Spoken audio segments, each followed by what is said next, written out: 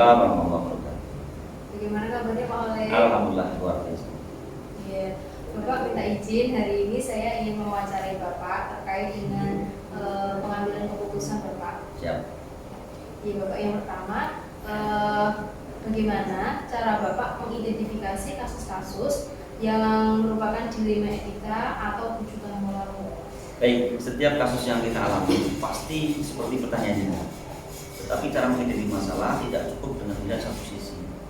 Jadi harus melihat banyak sisi. Sehingga tidak bisa dari satu pelapor tanpa dikonfrontasikan, artinya melihat sisi yang lain. Kemudian, bagaimana sih Bapak menjalankan pengambilan keputusan di sekolah, terutama untuk kasus-kasus di mana ada dua kepentingan yang sama, Pak?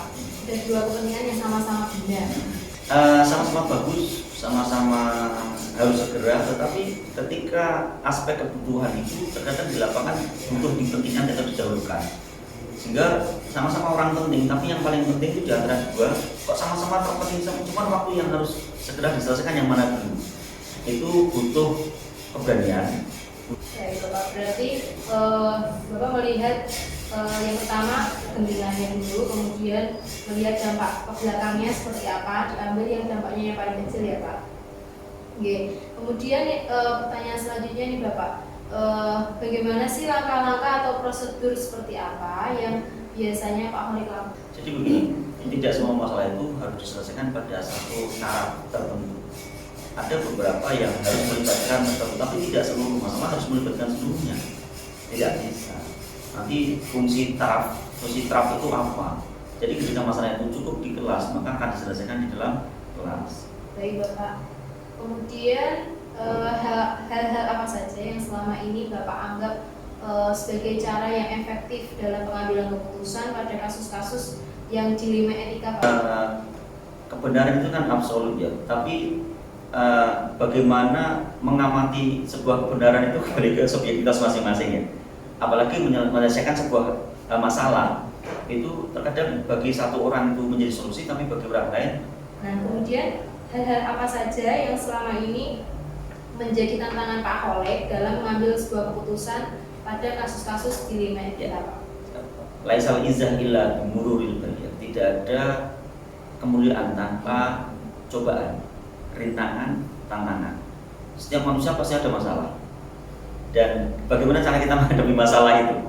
Karakter seorang itu akan kelihatan saat dapat anugerah atau dapat musibah. Maka ketika dapat masalah, kita mengatakan anugerah atau musibah.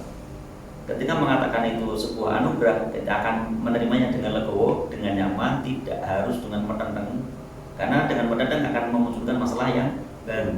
Baik Bapak, jadi tadi tantangannya yang pertama karakter ya Bapak, karakter. Kemudian kita harus bisa mensyukuri semua masalah yang kita hadapi, karena semua masalah itu kita harus meyakininya bahwa nanti di akhirnya pasti akan happy ending. Ya, luar biasa Pak Holik.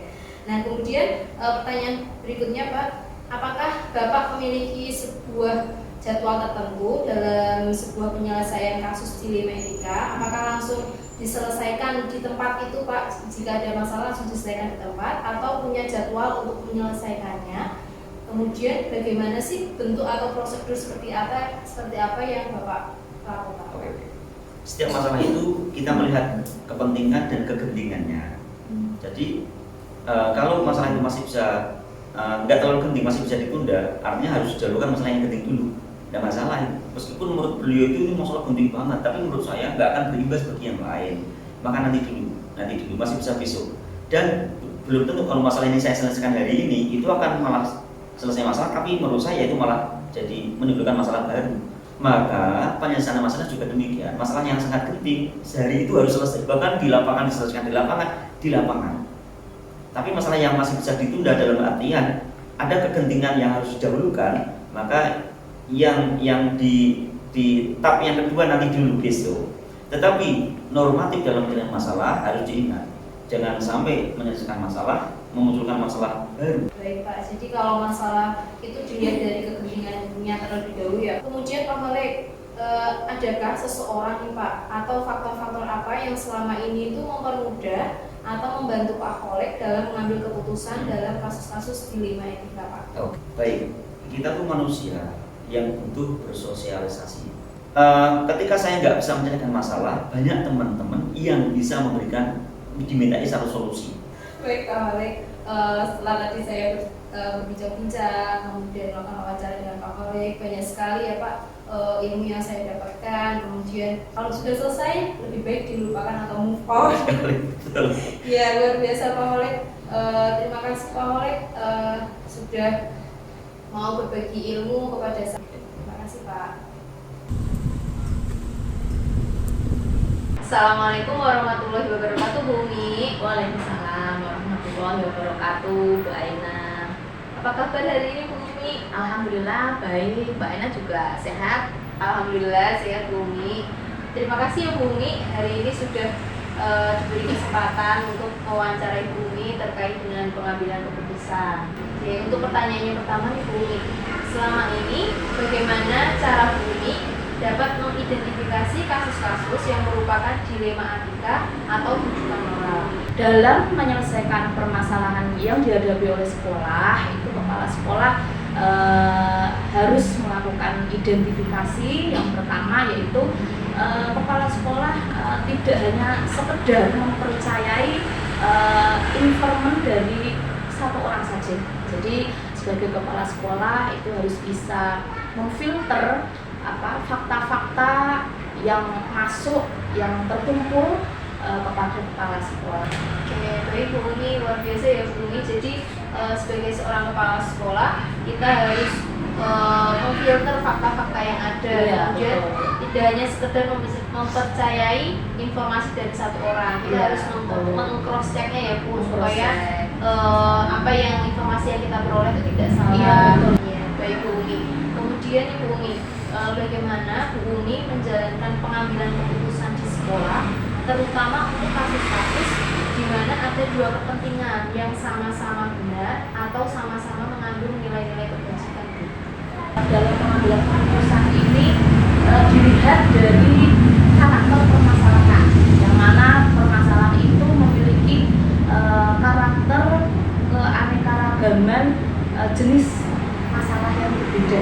Ada masalah di sekolah yang cukup bisa ditangani oleh kepala sekolah, kemudian bermusyawarah kerjasama dengan bapak ibu guru dan staf yang ada di sekolah, bisa ditangani secara internal seperti itu, karena permasalahannya mungkin kecil, tidak terlalu besar seperti itu. Tetapi kalau karakter dari kasus atau masalah itu mungkin sedang atau tinggi, nah ini perlu kita melibatkan itu tadi, ada komite orang tua, kemudian pemangku kepentingan. Kita juga tidak lupa karena mempunyai sistematika birokrasi, maka saya juga selalu meminta pertimbangan-pertimbangan dari atasan saya, misalnya sebagai pengawas kita terkait dengan penyelesaian permasalahan itu, yang mana nanti pertimbangan-pertimbangan itu akan saya analisa.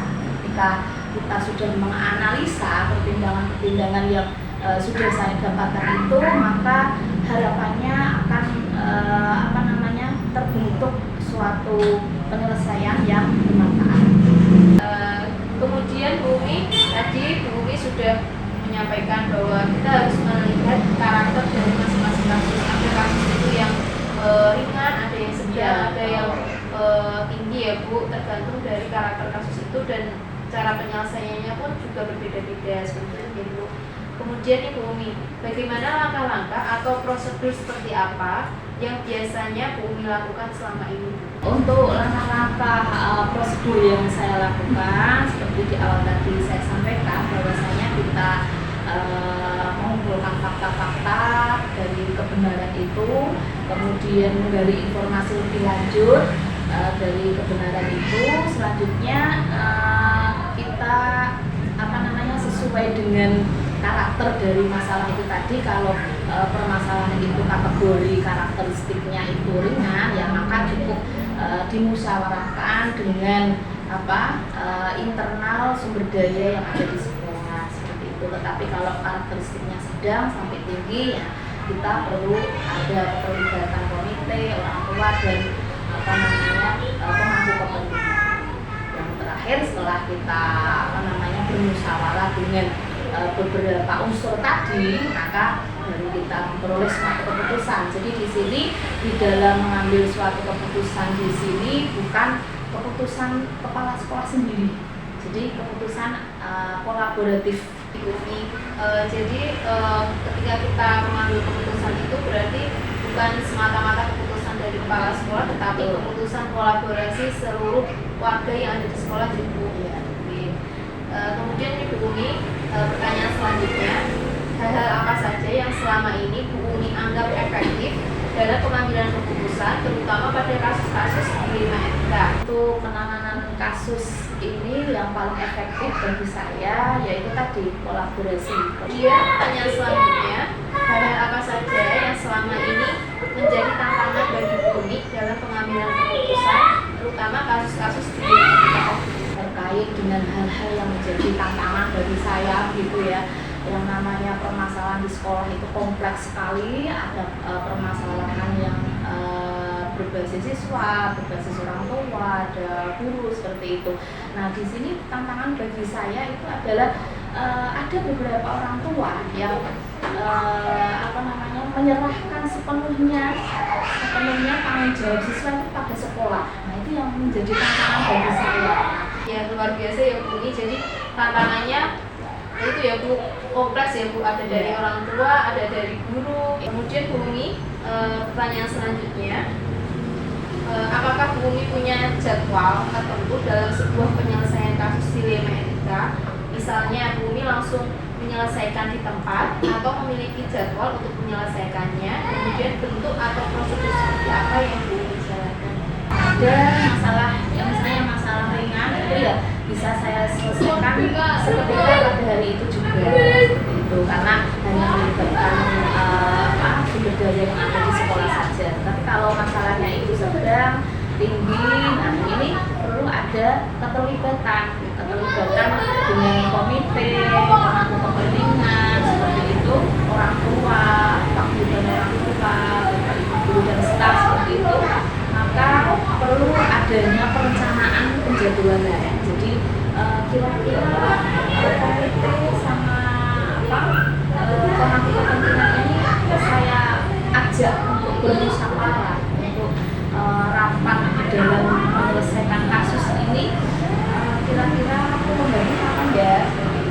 Baik Bu Umi, setelah tadi saya mewawancara Bu Umi, berbincang-bincang dengan Bu Umi, banyak sekali ilmu yang saya peroleh Bu. Kemudian pengalaman Bu Umi yang sudah menjadi seorang kepala sekolah dalam mengambil keputusan itu memberikan saya pencerahan ya Bu terhadap mengambil sebuah keputusan kasus-kasus yang terutama kasus-kasus yang dilema etika tadi benar lawan benar seperti itu.